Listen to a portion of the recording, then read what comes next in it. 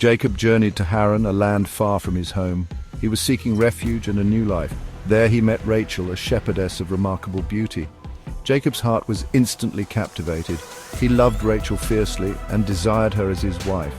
Rachel's father, Laban, saw an opportunity in Jacob's affections. He proposed a deal, 7 years of labor in exchange for Rachel's hand in marriage. Jacob, blinded by love, eagerly agreed. The 7 years felt like a lifetime, yet they passed. Finally, the long-awaited wedding day arrived. A great feast was prepared.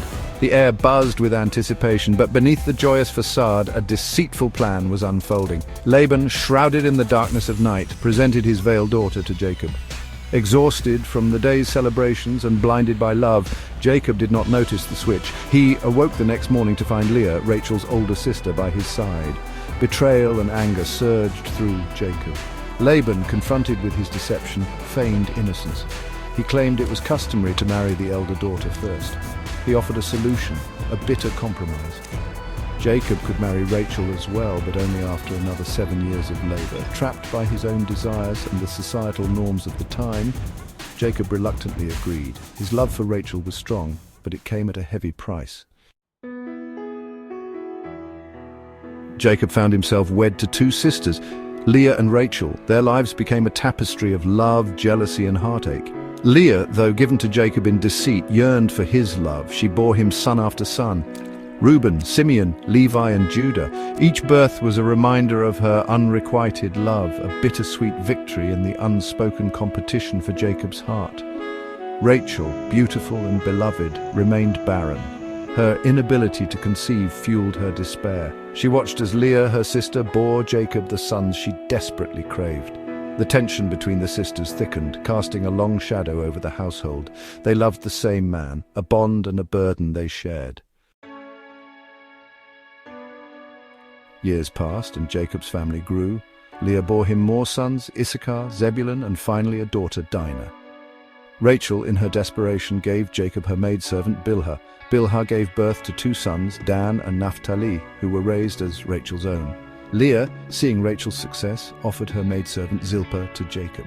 Zilpah bore Gad and Asher, further entwining the complex family web. Through it all, Jacob worked tirelessly for Laban. He tended his flocks, increasing their numbers through skill and divine favor. God blessed Jacob, his wealth multiplying despite Laban's attempts to cheat him. Laban, seeing Jacob's prosperity, grew envious. He changed Jacob's wages time and again, hoping to diminish his success. But Jacob, with God's favor, prospered nonetheless. The growing tension between Jacob and Laban became palpable. Their relationship, once bound by family ties and agreements, was now strained by envy and mistrust. Jacob, sensing the danger, received a divine message. It was time to return to his homeland, to the land of his forefathers. He gathered his wives, his children, his flocks, and all that he had acquired, and prepared to leave. Laban, furious at Jacob's departure, pursued him. He accused Jacob of stealing his wealth, his daughters. A tense confrontation ensued, but amidst the anger and accusations, a measure of understanding emerged. Jacob defended his actions, highlighting Laban's own deceptions and his years of faithful service. Laban, though still bitter, recognized the futility of further conflict.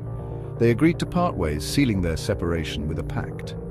A pile of stones, a Mizpah, was erected as a testament to their agreement, a symbol of peace and a reminder of the complex history they shared. And so Jacob, with his wives, his children, and his flocks, journeyed on, leaving behind the turmoil of Haran and heading towards a new chapter in the Promised Land.